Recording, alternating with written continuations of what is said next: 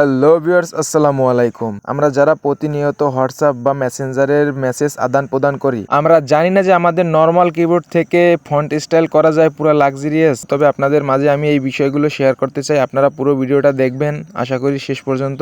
তো শুরু করা যাক। আমি এখানে একটা হোয়াটসঅ্যাপ চার্টে চলে আসলাম। তবে আপনারা এখানে হোয়াটসঅ্যাপ চার্টে এসে একটা টেক্সট কমপ্লিট করলাম। তো সেখানে আমি একটা কিছুটা অংশ কেটে দিলাম, কিছু অংশ কেটে দিয়ে এখানে এখন আমি একটা স্টার্ট দেব।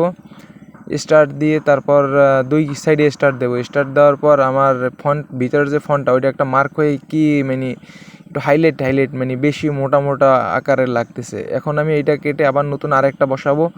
এখন সেখানে আমি একটা লিখতে পারি, আপনি কেমন আছেন, আপনি কেমন আছেন, কেমন আছেন।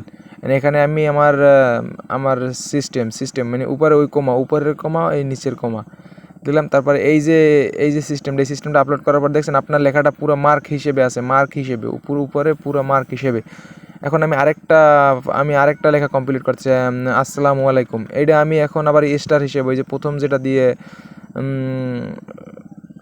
যেটা দিয়েছি আমি ওইটাই দিয়ে স্টার দিয়ে। তারপরে দেখেন এটা পোস্ট করার পর দেখছেন কীভাবে লেখাটা হাইলাইট করতেছে। এবার আবার আমি লিখতেছিলাম, আপনি আশা করি আপনি ভালো আছেন,